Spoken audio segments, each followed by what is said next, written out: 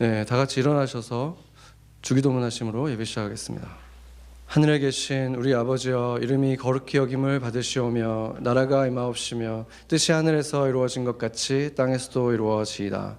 오늘날 우리에게 일용할 양식을 주옵시고 우리가 우리에게 죄 지은 자를 사하여 준 것 같이 우리의 죄를 사하여 주옵시고 우리를 시험에 들지 말게 하옵시며 다만 악에서 구하옵소서. 대개 나라와 권세와 영광이 아버지께 영원히 있사옵나이다. 아멘.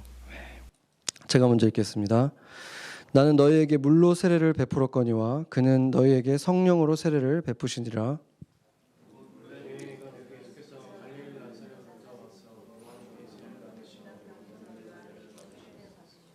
곧 물에서 올라오실새 하늘이 갈라짐과 성령이 비둘기같이 자기에게 내려오심을 보시더니 그로부터 소리가 나기를 너는 내 사랑하는 아들이라 내가 너를 기뻐하노라 하시니라. 아멘. 초기 기독교인들은 굉장히 무서운 그런 학살과 이런 그 핍박을 받았죠. 그런데 그 핍박과 그렇게 학살을 당하던 시대를 끝낸 사람, 그냥 단지 끝냈을 뿐만이 아니라 로마 제국의 국교로 해버리는 완전히 반전되는 일인 거죠. 그 일을 이룬 사람이 콘스탄티누스 황제였습니다.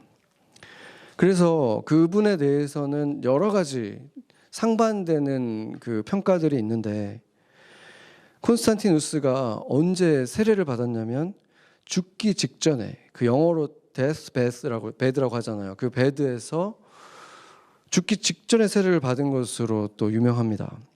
그런데 그때는 사실상 모태 신앙들이 많지 않았던 거잖아요. 그렇기 때문에 나중에 예수님을 믿게 돼서 기독교로 이렇게 그 컨버릿된 사람들이 주로 죽기 직전에 이렇게 세례를 받는 풍습이 있었습니다. 왜 그랬냐면 이 세례라는 것의 의미가 모든 죄로부터 깨끗하게 해주는 거거든요. 뭐 원죄라고 할 수도 있고, 그리고 그 이후에 자기가 지은 모든 죄들이 세례를 받는 순간 다 없어지는 거예요. 완전히 청산되는 거예요. 그러니까 당연히 세례를 받고 나서 또 죄를 지을 수 있는 기간을 두는 것보다 그게 없는 게 낫다고 생각을 하는 거죠. 그래서 왜냐하면 세례를 받은 이후에 죄를 짓게 되면은 그것을 또 그 죄를 용서받는 것이 그 이후에 그 기독교의 그 교파들마다 조금씩 다르게 얘기를 하고 있긴 하지만 간단치가 않았거든요. 사실상 로마 카톨릭의 교리로 보면은 지금도 마찬가지인 게 최초의 세례를 받을 때만 모든 죄가 다 사라지는 거예요. 청산돼요. 그럼 그 이후에 우리가 회개를 하고 고해성사를 하고, 고해성사를 했을 때 그 신부님이 어떻게 해라고 얘기하면 그것에 따라서 뭐 노동을 할 수도 있고 헌금을 더 할 수도 있고 뭐 필사를 할 수도 있고 뭘 하든지 간에 그거를 해서 어느 정도 탕감을 받지만 온전히 다 탕감받을 수가 없기 때문에 어디로 갑니까?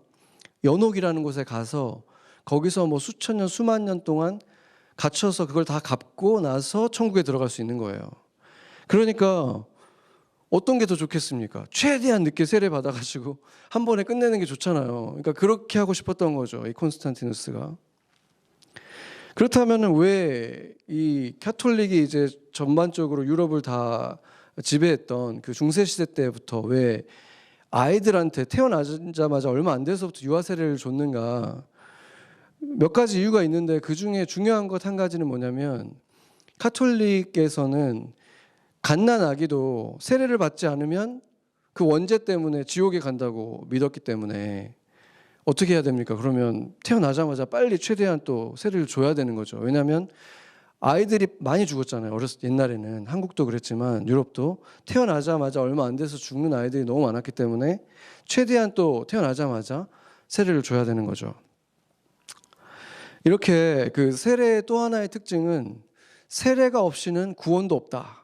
이러기 때문에 모든 죄를 탕감해 주는 것, 그리고 세례를 받아야만 구원을 받는 것, 이것 때문에 이 기독교 신앙에 있어서 세례는 가장 중요한 예식이 되어 있는 것입니다. 그래서 종교개혁자들이 그 수많은 예식들이 있었던 그 카톨릭을 다 이렇게 그 껍질을 다 버렸잖아요. 그랬는데도 간결하고 그 말씀 위주, 복음 위주의 교회로 바꾸면서도 남겨놨던 것이 바로 이 세례식과 성찬식이었습니다. 왜 이 두 가지를 남겨놨겠습니까? 다른 것들은 어떻게 보면 예수님의 가르침에 따라서 자신들이 이게 필요하다 해서 만들고 한 것이지만, 이 두 가지는 예수님이 제자들에게 하라고 직접 명령하신 것이었기 때문에 반드시 해야 되는 것이었던 거죠. 그래서 오늘 본문에 보면 예수님께서 세례 받는 장면이 나오는데, 이 세례의 의미에 대해서 우리가 조금 자세히 살펴보겠습니다. 먼저 세례는 어떤 형식으로 드려져야 되는가, 이것이 이제 조금 그 교파마다 조금씩 다른 의견들을 가지고 있는데, 크게 보면은 통칭해서 세례라고 하는데 그 안에서 두 가지로 보자면은 침례라는 방식하고 세례라는 방식이 있다고 볼 수 있어요. 그러니까 침례는 온 몸이 머리끝까지 다 그 물속에 담기는 거죠. 그렇게 들어갔다가 나오는 거, 이걸 이제 침례라고 하고, 이 지금 요단강에서 예수님이 받으신 거, 그리고 요한에게서 세례받은 모든 사람들, 나중에 예수님의 제자들이 세례를 줄 때도 이 강에서 했기 때문에 그 물이 많은 곳에서 할 때는 그렇게 완전히 몸을 담그는 침례 방식으로 했었습니다. 그런데 그런 환경이 아니라 만약에 여기서 우리가 어떻게 침례를 드릴 수가 있을까요? 드릴 수가 없잖아요. 그러니까 이런 환경에 있다면은 세례로 드리는 것도 문제가 아닙니다. 왜냐하면은 그것 자체에도 어느 정도 의미를 가지고 있지만, 더 중요한 것은 그 예식의 의미잖아요. 그 영적인 의미가 더 중요한 것인데, 성령 세례라는 것을 생각을 해보면 실제 세례는 성령 세례인데, 성령 세례에 대해서 성경이 말할 때 어떻게 표현하냐면 부어준다고 말하거든요. 물 붓듯 부어준다고 표현을 해요. 그러면은, 그리고 오늘 성령 세례 내려올 때 예수님의 위에 내릴 때도 위에서 비둘기처럼 내려왔잖아요. 그렇기 때문에 사실은 세례의 방식, 물을 이렇게 머리에다 이렇게 끼얹는 방식이 굳이 그렇게 성령 세례를 그 이미지화하는 것에 있어서 더 나쁘다고 말할 수는 없다는 거예요. 네, 그렇기 때문에 이 형식이 중요한 것이 아니라 그 어떤 세례로 하든지 간에 그게 실제 의미가 더 중요하다는 것입니다. 미국은 그 침례교가 가장 큰 교단이에요.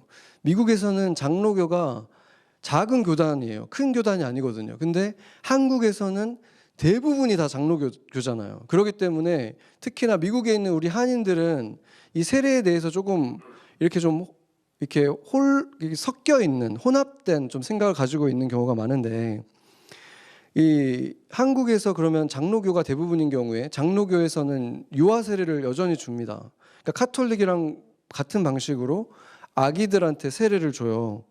그리고 나서 나중에 아이들이 좀 자라면 자기 스스로 신앙 고백을 할 수 있게 되면 입교라는 것을 합니다. 그러니까 교회의 일원이 된다는 의미로 이제 드리는 건데, 세례는 이미 줬기 때문에. 그런데 사실상 그 입교라는 행사가 세례랑 별로 다르지 않은 방식으로 드려지는 거죠. 그런데 지금 침례교는 어떻게 하느냐? 정반대로 해요. 침례교에서는 유아 세례가 없고 헌아식이라는 걸 합니다. 베이비 데디케이션. 그러니까 그것이 한마디로 이 아이를, 부모의 신앙을 가지고 내가 이 아이를 주님께 드립니다 하는 거죠. 헌아하는 식인데, 그리고 나서 그 아이가 이제 어느 정도 자라면, 제가 생각할 때는 이제 대략 12살 정도인데 아이들마다 이제 조금씩 다르니까 딱 나이를 정하면 그게 또 율법주의인 거예요. 아이들마다 신앙이 좀 더 빨리 생기는 아이가 있고 늦게 생길 수 있기 때문에, 자신이 예수님을 인격적으로 만났고 내가 믿는다는 게 확신이 있다면 나이와 상관없이 그 아이가 이제 세례를 받을 수 있게 되는 거예요. 그게 이제 성인 세례고, 그게 이제 진짜 세례가 되는 거죠. 그걸 이제 신학적으로는 빌리버스 bə프티즘이라 그래요. 그래서 어떤 교단은 빌리버스 bə프티즘을 하느냐 안 하느냐 이렇게 나누죠. 그래서 침례 교단도 그렇게 하고 있고, 우리 교단도 사실 빌리버스 bə프티즘을 공식적으로 하고 있는 교단입니다.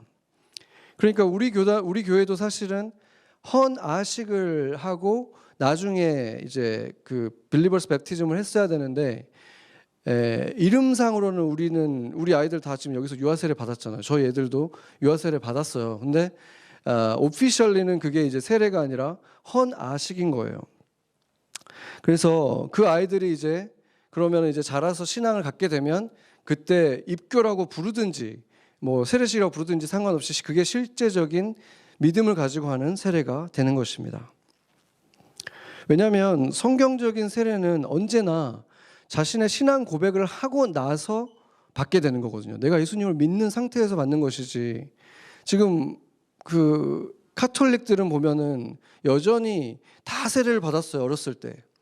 그런데 그 사람들이 그러면 심지어 독재자들도 세례 다 받은 사람이에요. 세례명도 있고. 그럼 그 사람들이 그러면 전혀 믿음과 상관없는 삶을 살아가는데 세례를 받았다는 이유만으로 구원받는다는 거는 말이 안 되는 거잖아요. 그러니까 그 세례가 진짜 의미가 있으려면은 진짜 믿음을 고백한 사람이 받은 세례만이 참된 세례가 된다는 것이죠.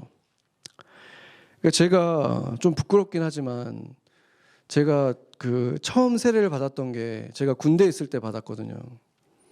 그러면은 좀 엉뚱한 이유로 제가 세례를 받았어요.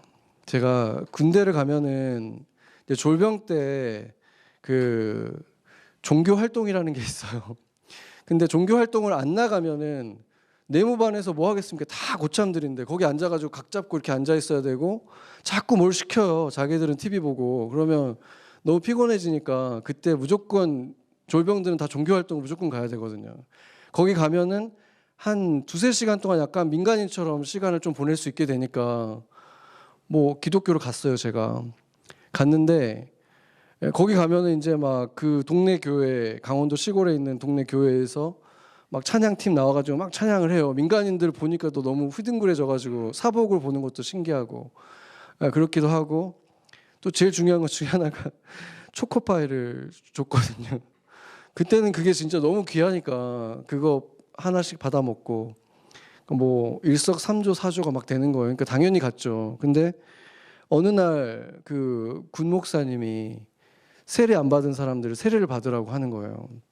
근데 제가 세례를 안 받았었는데 보니까 대부분 다 세례를 받았고 안 받았다고 하는 사람들은 다 세례 받겠다고 줄을 막 서더라고요. 그러니까 혼자 이렇게 쭈삣쭈삣 있다가 저도 그러면은 그럼 받아야 되겠다 그냥 받았는데, 그것뿐만 아니라 또 세례를 받으면 초코파이를 하나 더 줘서 초코파이를 2개를 먹을 수 있다는 그 기쁨과 함께 여러 가지로 좋을 것 같아가지고 제가 세례를 처음 받은 거예요. 그렇게.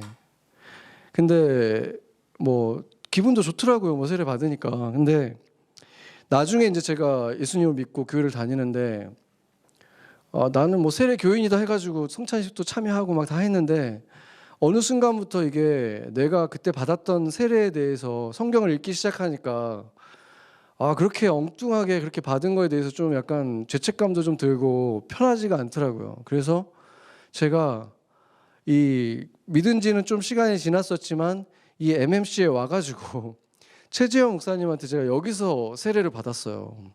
그러니까 제가 자랑스러운 MMC에서 세례받은 세례 교인이에요.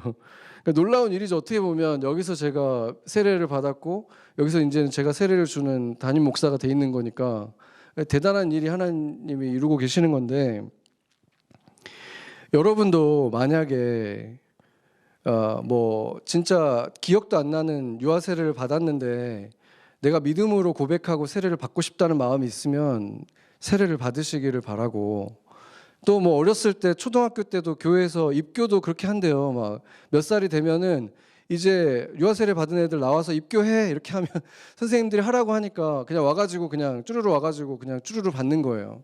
근데 그때 만약에 내가 그걸 받았지만 사실은 내가 내 신앙을 고백하고 받은 건 아니었다라고 생각된다면 다시 받는다고 화형 안 시켜요.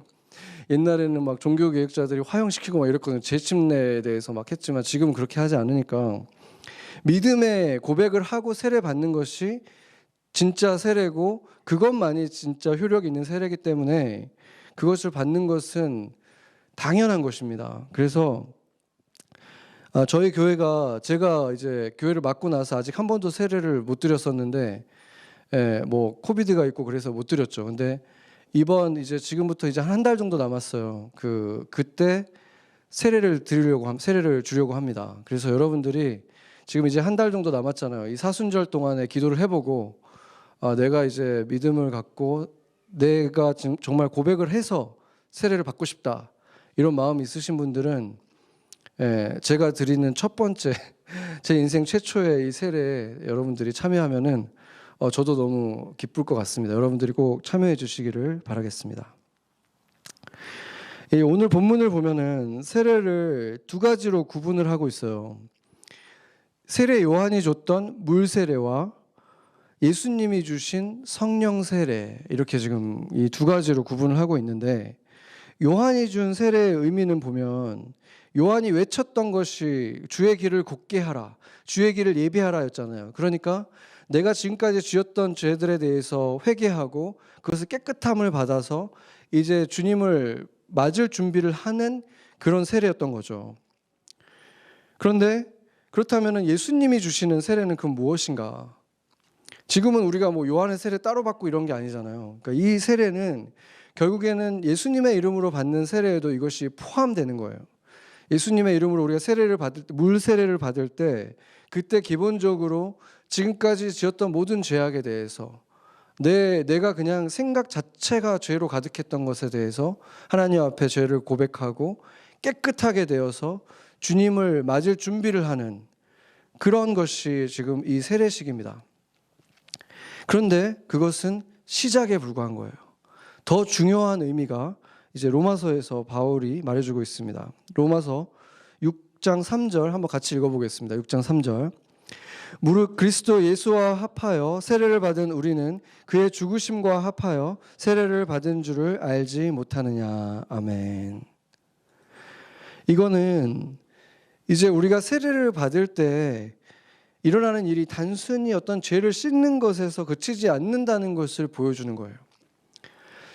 그 죄를 씻고 난 사람에게 들어와서 어떤 일이 일어나는지, 우리가 그리스도 안에 들어가서 그 십자가에서의 죽으심에 우리가 포함되는 거예요. 그 죽으심에 들어가고 다시 부활하실 때 예수님과 함께 부활하는 거. 그 두 가지가 다 역사를 한다. 함께 세례를 하는 동안에 일어나는 일이다 라고 지금 말해주는 것입니다. 그러니까 예수님이 십자가에서 죽으셨을 때 온 세상의 모든 죄들을 예수님이 품고 죽으셨다는 거거든요. 그래서 이 죄악에 빠진 모든 사람들의 그 죄를 품고 죽으셨다가 그러면은 그 안에 나의 죄가 포함되어 있는 거예요. 우리의 죄들이. 그래서 예수님과 함께 죽었고 다시 예수님과 함께 예수님이 부활하실 때 같이 살아난 존재, 그것이 바로 우리다라는 것이죠. 그것에 대해서 어떤 일이 일어났는지 바울이 로마서에서 이렇게 설교하는 부분이거든요. 이것을 제가 그냥 한마디도 붙이지 않고 그대로 읽으면서 바울이 한 설교를 그대로 하겠습니다. 이 부분에 있어서 로마서 6장 4절에서 11절 말씀입니다.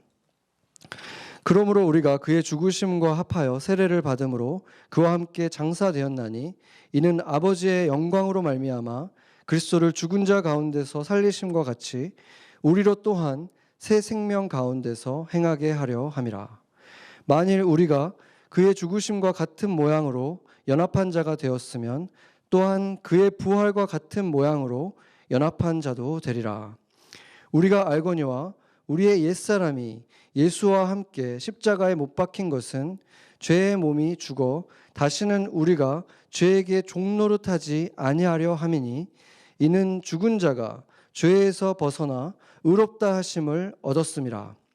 만일 우리가 그리스도와 함께 죽었으면 또한 그와 함께 살 줄을 믿노니 이는 그리스도께서 죽은 자 가운데서 살아나셨음에 다시 죽지 아니하시고 사망이 다시 그를 주장하지 못할 줄을 알미로라. 그가 죽으심은 죄에 대하여 단번에 죽으심이요 그가 살아계심은 하나님께 대하여 살아계심이니 이와 같이 너희도 너희 자신을 죄에 대하여는 죽은 자요 그리스도 예수 안에서 하나님께 대하여는 살아있는 자로 여길지어다. 아멘. 이것이 우리가 세례를 받을 때 일어나는 일인 것입니다. 놀라운 것은 죄가 없으시고 온전하신 거룩하신 하나님의 아들이 우리를 대신해서 죄인이 되어서 죄인처럼 죽으셨다는 것입니다. 고린도후서 5장 21절 우리 같이 한번 읽어보겠습니다. 하나님이 죄를 알지도 못하신 이를 우리를 대신하여 죄로 삼으신 것은 우리로 하여금 그 안에서 하나님의 의가 되게 하려 하심이라. 아멘. 이 그림은 우리가 잘 아는 요한복음 3장 16절 전에 보면 어떤 그림이 있냐면, 모세가 광야에서 그 뱀을 장대에 매달아서 놋뱀을 들여 올린 것처럼 인자도 그렇게 들어 올려야 할 것이다, 이렇게 말씀하셨어요. 자신을 뱀하고 비교를 하시는 거예요. 뱀은 사탄이잖아요. 왜 하나님의 아들을 뱀하고 비교를 하셨나? 그 얘기를 하시는 거예요. 뱀이 그 긴 장대에 매달려서 패배한 것을 보여주는 그림을 십자가에서 보여주시는 거예요. 죄가 되셔서 거룩한 하나님의 아들이 우리의 모든 죄를 다 감싸시고 그것을 품고 죽으셨기 때문에, 우리를 대신해서 죄인으로서 죽으셨기 때문에, 그렇기 때문에 우리가 세례를 받을 때 그 죄값이 다 청산이 될 수가 있게 된 거예요. 그리고 그분이 부활하실 때 우리가 그분과 함께 하나님의 아들, 딸로서 부활할 수 있는 권세를 얻게 되는 것이 바로 이 세례 속에서 일어난다는 것입니다. 그 세례를 받은 사람들에게는 죄가 씻음 받은 사람, 새로운 생명, 죽지 않는 이 영원한 생명을 가진 사람으로서 태어난 사람들이라는 그것이 증명되는, 그것이 겉으로 드러나는 그 의식이 바로 이 세례인 것입니다.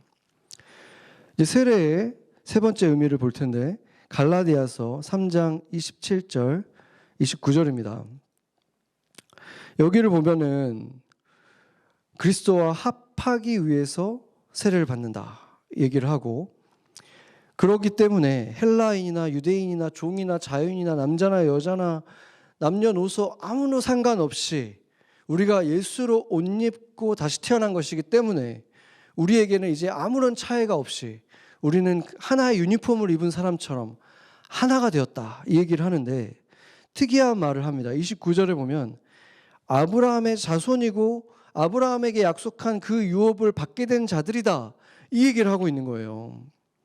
어떻게 보면 두 가지 얘기를 여기서 다 하고 있는 건데, 하나는 아브라함에게 약속하신 축복들이 있잖아요. 성경에 말씀하신 축복.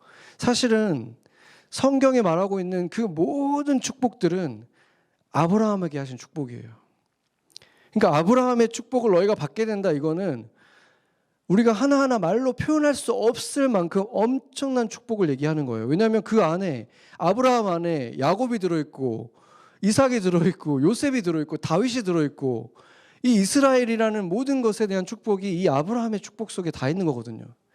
그렇기 때문에 뭐라 그러냐면, 아브라함 너는 단지 그냥 축복의 통로가 아니라 너는 복이 될지라, 이렇게 말씀하시는 거예요.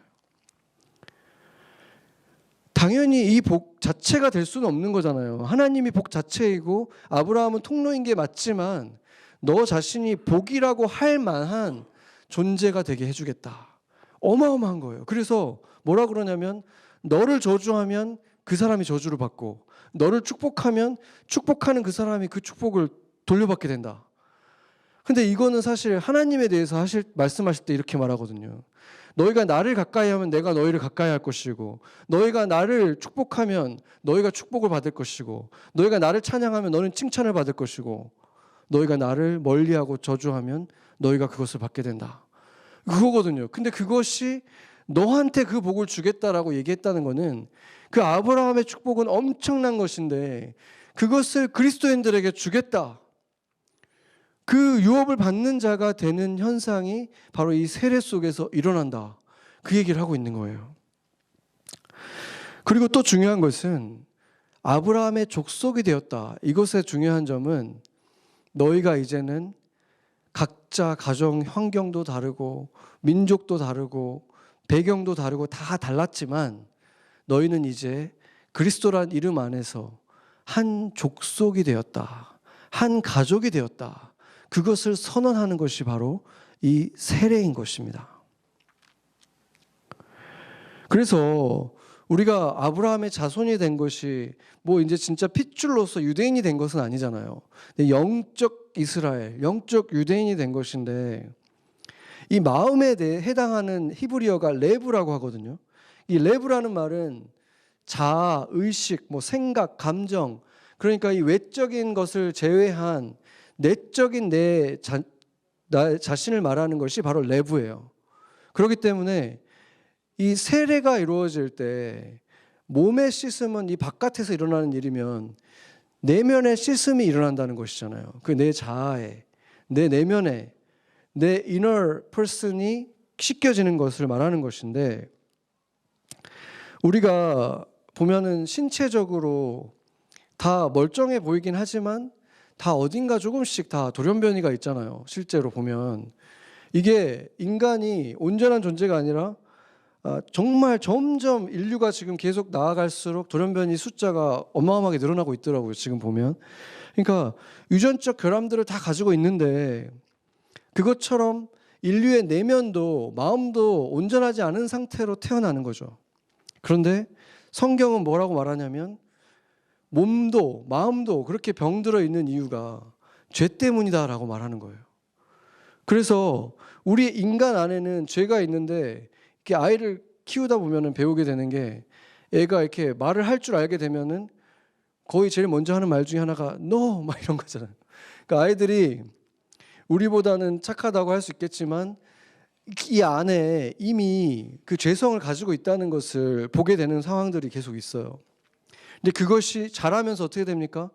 점점 더 굳어져 가지고 점점 더 이제 인텐셔널해지고 점점 더 간교해지고 더 딱딱해지는 거죠. 그래서 사람들과 이렇게 부딪히면은 서로 막 깨지는 거예요. 서로를 깨트리는 그런 존재가 돼 있는 거죠. 그런데 성령의 세례를 받으면 어떤 존재가 되느냐? 성령의 세례를 받고 새로 태어난 존재는 이 레브가, 내 내면의 그 사람은 그 딱딱해진 존재가 아니라 새로운 존재가 되는 거예요. 새로운 존재. 근데 이 생명은 낡아지는 생명이 아닌 거거든요. 고린도후서 4장 16절 한번 보겠습니다. 같이 한번 읽어보죠. 그러므로 우리가 낙심하지 아니하노니 우리의 겉사람은 낡아지나 우리의 속사람은 날로 새로워지도다. 아멘. 그러니까 사실은 우리의 내면은, 인간이라는 종류의 이 내면은 계속해서 몸과 함께 낡아져 가야 되는데, 새롭게 태어난 우리는 그렇게 될 필요가 없다는 거예요. 오히려 하나님을 모르는 세상의 아이들보다도 순수한 마음을 가질 수 있게 되는 사람들이 세례를 받은, 성령의 세례를 받은 사람들에게 일어날 수 있다는 거예요. 나이가 60이 되고 70이 되고 80이 돼도 마음은 이제 정말 태어난 아이처럼 순수하고 폭신폭신한 그런 마음을 가질 수가 있다는 것입니다. 그래서 이제는 이렇게 성령으로 태어난 사람은 딱딱한 것이, 아무리 딱딱한 것이 부딪혀도 튕겨낼 수 있는 쿠션 같은 사람이 될 수 있다는 거예요. 그게 성령의 세례를 받은 사람의 삶에 일어날 수 있는 일인 것입니다. 그렇게 되면 어떻게 됩니까? 나도 상처를 덜 받잖아요. 그 순간엔 아프지만 다시 원상복귀가 되는 거예요. 다른 사람도 상처를 주지 않고 나도 상처받지 않는 사람이 될 수 있다는 것입니다. 그렇다면은 이 성령 세례는 물 세례를 받지 않고도 일어날 수 있을까요? 우리가 사도행전에 보면은 성령 세례가 일어난 장면들이 사도행전에 대부분 나오는데, 그걸 보면 물 세례가 없이는 성령 세례를 받지 못하는 걸로 나타납니다. 그러니까 물 세례를 받았을 때 성령이 내려오는 것이 계속해서 나타나요. 물론 그 예수님의 십자가 곁에 있었던 죄인이 물 세례를 받을 새가 없었잖아요. 그러니까 그 사람은 물 세례를 받지 않고도 내가 오늘 나와 함께 낙원에 있을 거라는 약속을 받았죠. 그렇기 때문에 물 세례가 없이도 구원을 받을 수 있다는 것은 나오긴 했는데, 그것은 그에게 기회가 없었기 때문인 거죠. 그래서 물세례 받는 장면들을 보면은 어떤 일이 일어나냐면, 물세례를 받을 때 보면 그 사도들이 이렇게 말해요. 그곳에 물이 많음으로, 그곳에 물이 있음으로 세례를 줬다, 이렇게 얘기를 하거든요. 그러니까 그 조건이 충족이 되면은 반드시 물세례를 받아야 된다는 거예요. 물론 우리는 그냥 이렇게 수돗물밖에 없긴 하지만, 요단강이 여기 있으면 더 좋겠지만 없어도 물이 있잖아요. 그렇기 때문에 우리는 반드시 물세례를 받아야 된다는 거예요. 예수님도 물세례를 받으셨고, 물세례를 받자마자 성령이 비둘기처럼 내려왔다, 이렇게 말씀하고 있죠. 그러니까 최초의 성령 세례는 사실은 예수님이 받으셨어요. 이것이 이제 성령 세례의 시대가 시작됐다는 것을 알리는 신호처럼 비둘기처럼 이렇게 머리에서 이렇게 내려오는 일이 일어났는데, 그때 하나님의 음성이 들려왔습니다. 너는 내 사랑하는 아들이라, 내가 너를 기뻐하노라, 이렇게 말씀하신 거예요. 사실은 여러분들이 태어났을 때, 우리가 태어났을 때, 그 태어난 아이를, 이렇게 첫 아이를 안았을 때 부모들은 대부분 아무 말도 못해요. 누가 말을 할 수 없을 거예요, 아마. 그냥 그 어떤 그 충격과 경이로움 같은 거에 빠져서 그냥 이렇게 되는 거죠. 그런데 그 마음속에 그들이 하는 말은 다 이 말일 거예요. 내 사랑하는 아가야, 내가 너를 너무 기뻐한다. 딱 이 마음인 거잖아요. 아무것도 한 게 없고, 사실은 그때 막 태어났을 때는 쪼글쪼글 막 그렇게 아직 포동포동 이런 예쁜 모습이 아닌데도 그냥 그것을 바라볼 때 그냥 느껴지는 그 감격이 있죠. 그게 그 모든 부모에게 주시는 그 하나님 아버지의 마음인 건데, 이것이 바로 사실은 하나님이 바라보는 모든 인간 있잖아요. 인간은 그 사람이 어떤 대접을 받으면서 자라든 어떤 환경에서 자라든 상관없이, 그 사람이 뭘 잘하든 못하든 모든 인간에게 주어지는 첫 번째 정체성이 바로 이것입니다. 사랑받기 위해 태어난 아이, 그냥 사랑스러운 아이, 그리고 그냥 존재만으로 기쁨을 주는 아이. 이게 모든 인간의 어느 환경에서 어느 부모에게 태어났든 상관없이 모든 인간의 첫 번째 정체성이라는 거예요. 그리고 성령으로 태어난 그리스도인들, 세례를 받는 그 순간에 하나님 아버지께 이 사람들은 이제 거기에서 한 단계 더 나아가서 영원히 주님과 함께 살아갈 영원한 하나님의 아들, 딸들로 다시 태어나는 것, 그것이 이 순간에 일어나는 것입니다. 내가 하나님을 위해서 한 것이 아무것도 없었어도 바로 그 순간에 하나님이 우리를 바라보면서 세례받은 우리에게 너는 내 사랑하는 아이다, 사랑하는 딸이다, 내가 너를 기뻐한다, 그 얘기를 우리가 음성으로 들을 수도 있고 듣지 못하고 마음 안에서 감동으로 주실 수도 있지만, 그 일이 바로 성령의 세례의 순간에 일어나는 일이라는 것입니다. 그 세례 받고 싶은 마음이 마음 안에 막 생기지 않습니까? 세례를 받으신 분들은 다시 그것을 리마인드 하시면 되고, 아직 내가 내 믿음을 가지고 세례를 받지 않았다면은 한 달 후에 이 부활절날 내가 그것을 경험하고 싶다, 이런 소망을 가지고 이 사순절을 보내시면 좋을 것 같습니다. 그런데 우리가 그 세례를 받았고 그 순간들을 경험을 했는데, 영혼이 새롭게 됐는데 왜 우리는 그 사랑받는 자답게 살지 못하는 것인가? 왜 하나님이 기뻐하시는 자답게 살지 못할까요? 그런 일이 일어났을 때 우리가 낙담하고 좌절하고, 내 안에 그 영생이 있는 거 맞나? 나 지금 아직 온전한 믿음이 없는 거 아닌가? 이런 생각이 들고 두려움이 밀려올 수가 있죠. 좌절이 되는데, 사실 그것은 성경을 보면 우리만의 문제가 아니었습니다.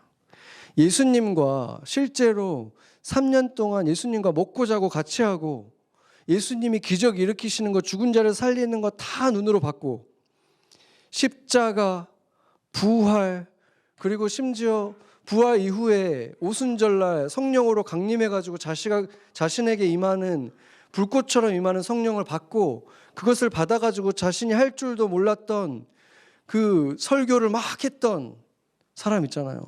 베드로 있잖아요. 베드로. 그 모든 걸 다 했던 사람이 넘어집니다. 갈라디아서 2장 11절에서 14절을 보면은 이렇게 얘기하잖아요. 게바가 안디옥에 이르렀을 때 책망받을 일이 있기로 내가 그를 대면하여 책망했다. 이 베드로가 지금 바울한테 혼난 거예요. 지금 어떤 일이 있었냐면 예루살렘에 있던 유대인 그리스도인들이 지금 안디옥에, 그러니까 이방인들 그리스도인들에게 찾아온 거예요. 안디옥 그 이방인 교회에 찾아왔는데 그들이 오기 전까지는 이방인들이랑 같이 밥 먹고 교제하고 하던 베드로가 갑자기 그 사람들이 오니까 이 사람들과 막 거리를 두기 시작하는 거예요. 밥도 같이 안 먹고 얘기도 안 하고 막 이렇게 한 거예요.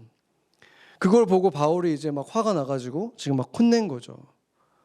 그러면 그 순간에 그렇게 갑자기 이방인들을 이렇게 거리를 두고 했을 때 이 사람이 지금 성령의 음성을 듣고 움직인 것이겠습니까? 아니면 원래 유대인들은 이방인들이랑 어울리면 안 되니까 그 전통에 갑자기 그 생각에 사로잡혀가지고 율법주의에 사로잡혀가지고 성령의 소리를 못 듣고 원래 하던 대로 한 것이겠습니까? 이 후자인 거잖아요. 그러니까 그 주변에 유대인들, 보통 유대인들이 하던 대로 그냥 한 거예요. 그냥 몸이 가는 대로 해버린 거예요, 이 사람이 지금. 그러니까 그 엄청난 일을 경험했는데도 이렇게 넘어질 수가 있다는 거예요. 갑자기 위로가 되시죠, 여러분들이. 네. 그래서 예수님이 십자가 지시기 전에 전날 밤에 제자들과 마지막 저녁을 보내면서 마지막 저녁에 예수님이 정말 중요한 것들을 하시지 않았겠습니까? 떠나기 전에 얘들이 이것만큼은 알아야 될 것 같다. 이런 걸 하시겠죠. 그때 성찬을 준비했는데 갑자기 이렇게 하십니다. 겉옷을 벗고 수건을 허리에 두르신 다음에 갑자기 제자들의 발을 씻기시기 시작해요. 그때 베드로가 어떤 반응을 보였습니까? 여러분 잘 알다시피 펄쩍펄쩍 뛰잖아요. 제 발은 절대 못 씻깁니다. 이렇게 하죠. 왜냐하면 그거는 노예 중에서도 제일 어리고 제일 낮은 그 계급의 노예가 했던 일이거든요. 그 발이, 유대인들의 발이 얼마나 더럽습니까? 그 샌들 신고 다니고 흙밭에 막 땀 나는데 그거를 씻겨주는 거를 메시아가 와서 하겠다니까 견딜 수가 없는 거죠. 그런데 예수님이 이걸 너가 받지 않으면 너랑 나랑 상관없다. 이렇게 말하니까 이제 베드로가 그러면은 머리뿐만 아니라 온 몸을 다 씻어주세요. 이렇게 얘기하잖아요. 그러니까 예수님께서는 너가 이걸 하지 않으면 너랑 나랑은 관계가 없다. 이렇게 굉장히 단호하게 얘기하시니까 나는 관계가 있는 정도가 아니라 예수님이랑 제일 친하니까 온몸을 다 씻겨주세요. 이렇게 베드로가 또 얘기를 한 거죠. 그런데 여기에서 지금 말하는 게 베드로가 지금 진짜 목욕을 하는 상태가 아니잖아요. 아직. 지금 저녁에 사역하다가 온 상태인데 이건 지금 영적인 얘기를 하는 거예요. 목욕을 했다는 거는 세례 받은 사람을 얘기하는 거거든요. 그 세례를 받은 사람은 영으로 다 태어났기 때문에 이 사람은 목욕은 필요가 없다. 그렇지만 발은 씻어야 된다. 이렇게 지금 얘기를 하고 있는 거예요. 그렇다면 이 발 씻는 것도, 진짜 발 씻는 것도 얘기할 수 있지만 진짜 발 씻는 게 아니라 영적인 발 씻음을 얘기하고 있는 것입니다. 우리의 내면이 혼탁해졌을 때 이 레브가 어느 순간 세상의 생각들, 유대인의 기본적인 살아갔던 그 삶의 방식대로 변화될 수 있기 때문에 이것을 씻어내는 일은 반복적으로 일어나야 된다. 지금 그 얘기를 가르쳐 주신 것입니다. 유대인들의 발은 더운 지방에 샌들 신고 다니고 가죽으로 되어 있는 샌들이 얼마나 더러워졌겠습니까? 발도 이미 새카매져 있죠. 그렇기 때문에 우리는 뭐 저녁에 샤워하면서 그냥 씻잖아요. 그게 아니라 어느 집을 방문할 때마다 씻었어요. 너무 더럽기 때문에. 그래서 어느 집이든 집에 가면은 씻을 물을 내줬어요. 그게 그냥 그들의 기본적인 풍습인 거예요. 이게 뭘 말해주겠습니까? 수시로 발은 씻어야 된다는 거예요. 내 영혼이 혼탁해지면 수시로 씻어내야 된다. 지금 그 얘기를 해주시는 것입니다. 그런데 그 밤에 발을 씻기던 그날 밤에 또 한 가지 중요한 일이 있었죠. 뭐가 있었습니까? 우리가 보통 최후의 만찬 이렇게 말하는 것인데 사실상은 최초의 성찬이 있었던 밤인 거죠. 거의 동시에 일어난 거예요. 이 발 씻음과 성찬이 바로 같은 시간에 일어났는데, 이 성찬 또한 세례식과 함께 모든 교회라면, 예수님을 믿는 교회라면 어느 교파든 상관없이 굉장히 중요하게 지켜지는 예식입니다. 이 예식 속에서 많은 일들이 일어나지만 정말 중요한 것은 로마서에서 말해줬던 그 세례의 의미 있잖아요. 그리스도와 연합이라 그랬잖아요. 그리스도의 연합을 의미한다 그랬는데, 우리가 좀 이따가 먹게 될 그 예수의 살을 상징하는 이 비스켓, 빵, 이거는 우리 몸 안에 들어가서 내 살이 되죠. 그리고 음료, 이 음료는 예수님의 피를 의미한다 그랬는데 그걸 먹어서 내 삶의 내 몸의 일부가 되는 거예요. 그러니까 우리 한국말로도 피가 되고 살이 된다 이런 말을 하잖아요. 그리고 성경적으로도 보면은 인간을 혈육이라 그래요. 인간을 말할 때 혈과 육으로 된 존재다 이렇게 말하거든요. 그러니까 예수님의 혈과 육이 내 안에 들어와서 내 혈과 육과 연합하는 일이 바로 이 성찬식에서 일어나는 것입니다. 그러니까 어떻습니까? 세례의 의미하고 똑같죠. 이 똑같은 일이 일어나는 거예요. 그리고 또한 갈라디아서에서 보면은 아까 세례가 영적으로 아브라함 족속이 되는 거라 그랬잖아요. 그렇죠. 그러면은 이제 내가 한 핏줄이 되는 것이다. 민족적으로 이 사람들과 같이 떡을 떼고 같이 음료를 마시는 이 사람들과 이제는 한 족속, 한 가족이라는 것을 다시 기억하는 시간, 그것을 행위를 통해서 하는 시간이 바로 이 성찬식이라는 것입니다. 그렇기 때문에 놀랍도록 이 성찬식과 세례식의 의미가 똑같은 거예요. 근데 한 가지 차이만 있는 거죠.